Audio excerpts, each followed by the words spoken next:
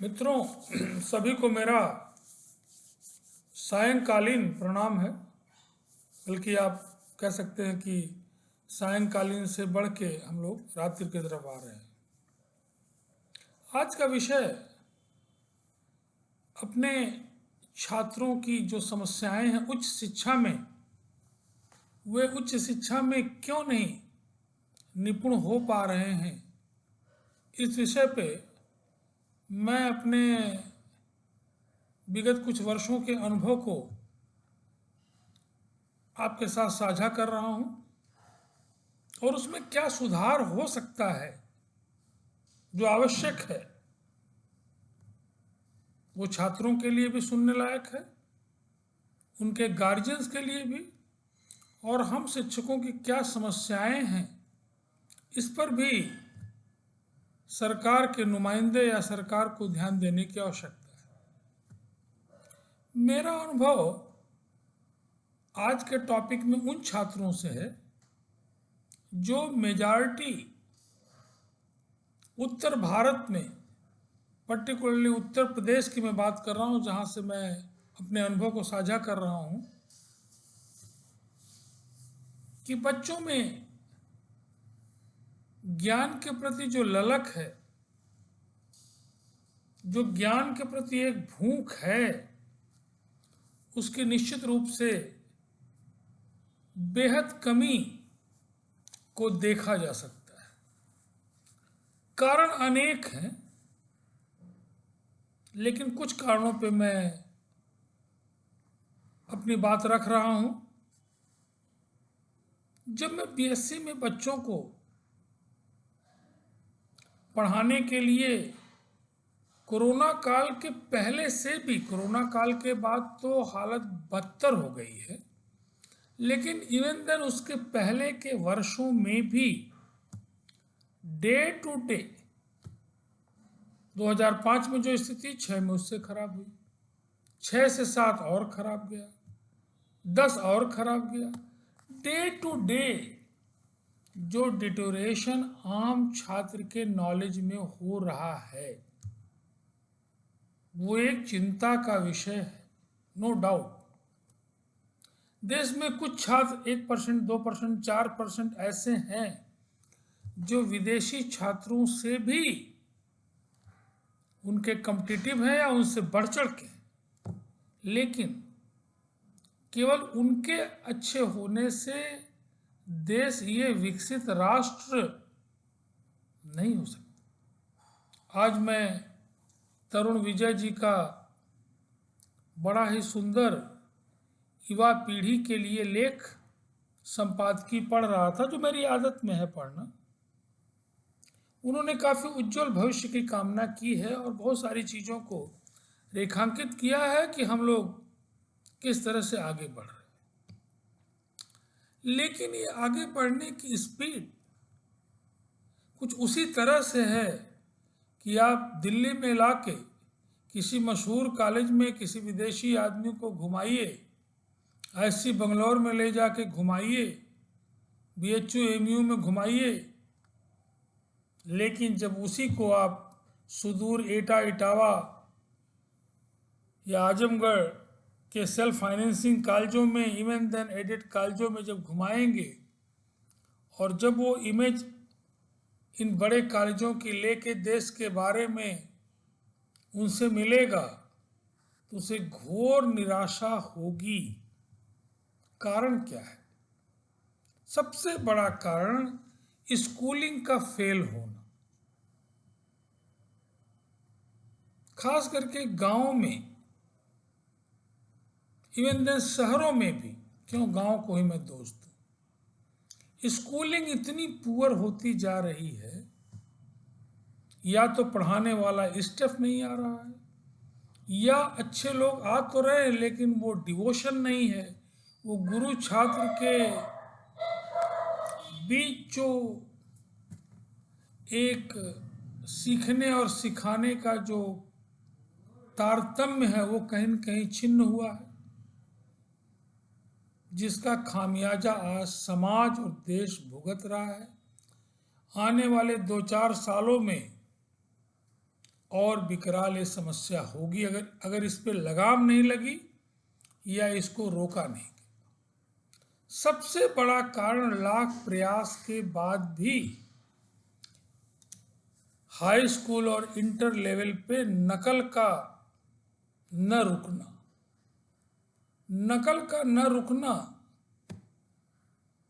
बहुत कारण उसके हो सकते हैं, मैं उन कारणों में नहीं जा रहा हूं, लेकिन इसे चेक करना होगा।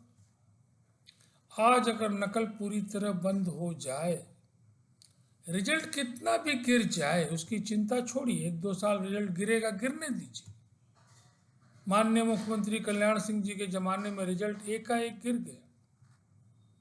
उसके पहले रिजल्ट कहाँ था और उनके सालों में कितना रिजल्ट गिरा, लेकिन एक सकारात्मक परिवर्तन ये हुआ कि उस रिजल्ट गिरने के बाद बच्चे मजबूर हो गए पढ़ने के लिए। आज सबको पास करने की जो संस्कृति बढ़ रही है ये घातक है। आए दिन यूनिवर्सिटियों में, कॉलेजों में धरना प्रदर्शन चल रहा है कि बच्चे फेल क्यों हो रहे हैं, उन्हें पास करो। ये बड़ा घातक है।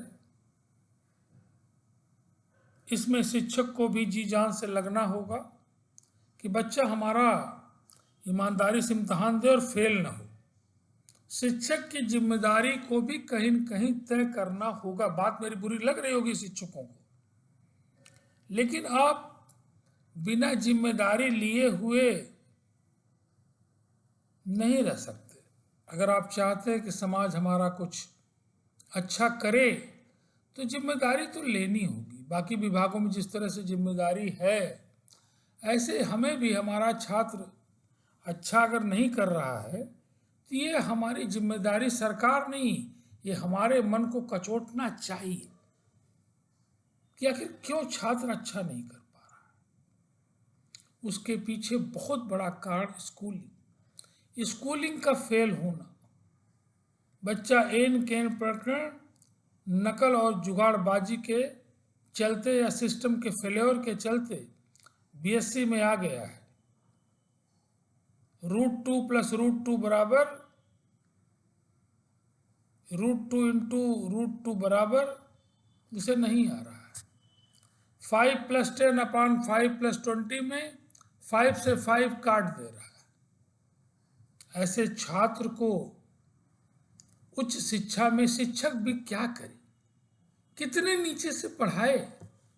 टाइम बाउंड इस नए शिक्षा नीति में रोज इम्तहान, आए दिन टेस्ट, ऐसे वो कहाँ से पढ़ाए। एमएससी के बच्चे को अगर कुछ आ नहीं रहा है तो कहाँ से पढ़ाए, कक्षा 5 से पढ़ाए। उसको लाइट टर्म्स जोड़ना नहीं आ रहा, a² में a³ जोड़ के a5 कह रहा है, क्या उसको कक्षा 3 से पढ़ाए, 5 से पढ़ाए। फिर उसके लिए तो फिर टाइम चाहिए ना, टाइम फ्रेम चाहिए। इसलिए उच्च शिक्षा या उच्चतर शिक्षा है, इवन देन उच्च शिक्षा का जो फेल्योर है, इसके पीछे सबसे बड़ा कारण प्राइमरी एजुकेशन का, मिडिल क्लास तक के एजुकेशन का ध्वस्त होना है। इसको मानना पड़ेगा। इस दिशा में सरकार के साथ साथ सामाजिक संस्थाओं को भी आगे बढ़ना होगा, चेकिंग पॉइंट बढ़ाना होगा।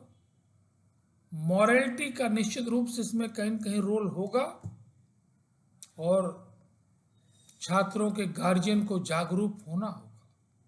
ये नहीं साहब आपने नाम लिखा दिया, 500, 1000, 2000 फीस दे के आप बड़े खुश हो रहे हैं। बड़े बड़े मैं कॉलेजों में आजकल फ्री एजुकेशन में जब पढ़ाने जाता हूँ, जिनकी फीस लाखों में है, मुझे बड़ा कष्ट होता है कि क्या फीस देने से बच्चा तेज हो जाएगा। एकदम भ्रम है, ये गार्जियन का भ्रम है कि मोटी फीस देने से बच्चा विद्वान होगा, तेज होगा, पूरी तरह भ्रम। गार्जियन को अब सतर्क होना होगा। कम पढ़ा लिखा चाहे ज़्यादा पढ़ा लिखा है, उसे उसको टेस्ट सिस्टम में, स्कूल के अलावा बाकी सिस्टम में जो टेस्ट हो रहे हैं उनमें अपने बच्चे को भेजना होगा, उनकी मार्किंग को देखना होगा कि मार्क्स कम आ रहे हैं या ज़्यादा आ रहे हैं। और अगर स्कूलिंग नहीं सुधरी, स्कूलिंग में चोंचलेबाजी नहीं, कम से कम राइटिंग भाई अच्छी करो, फंडामेंटल मैथ अच्छा करो, इंग्लिश हिंदी के उच्चारण स्पेलिंग अच्छा करो। ये जो छोटी छोटी फंडामेंटल चीज़ें हैं इन्हें तो अच्छा करो, बाकी तो सारी चीज़ें आने लग जाएंगी। आप कहोगे आर्टिफिशियल इंटेलिजेंस और तमाम साधन हैं, ये सब साधन बेईमानी साबित होंगे अगर शिक्षक उनकी प्रतिभा को उभार के बाहर नहीं लाएगा।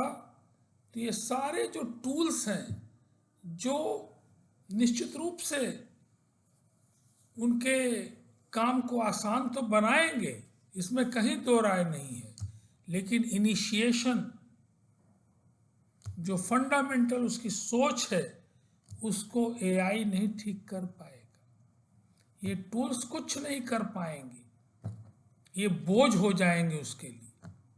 इसलिए मेरा ये सुझाव है कि उच्च शिक्षा की जो समस्याएं शिक्षक आज फेस कर रहा है, शिक्षक भी कहीं न कहीं असहाय महसूस कर रहा है।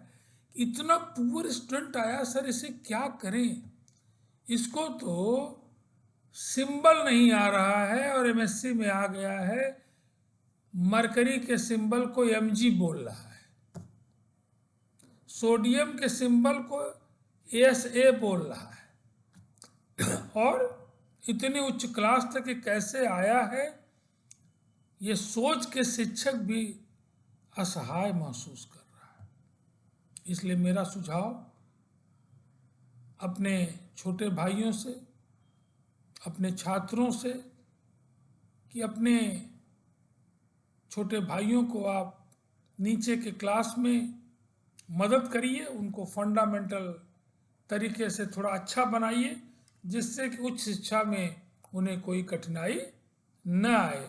इन्हीं आशाओं के साथ अपने छोटे भाइयों को, अपने प्रिय छात्रों को जो थोड़ी उच्च क्लास में आ गए हैं, कि नीचे के बच्चों को थोड़ी वो मदद करें, और शिक्षक लोग भी प्राइमरी एजुकेशन पे एकदम जान लगा दें, क्योंकि अगर वो अच्छा स्टफ नहीं भेजेंगे तो उच्च शिक्षा में जो बड़े बड़े प्रोफेसर हैं ये टोटली फेल होंगे, ये कुछ नहीं कर पाएंगे।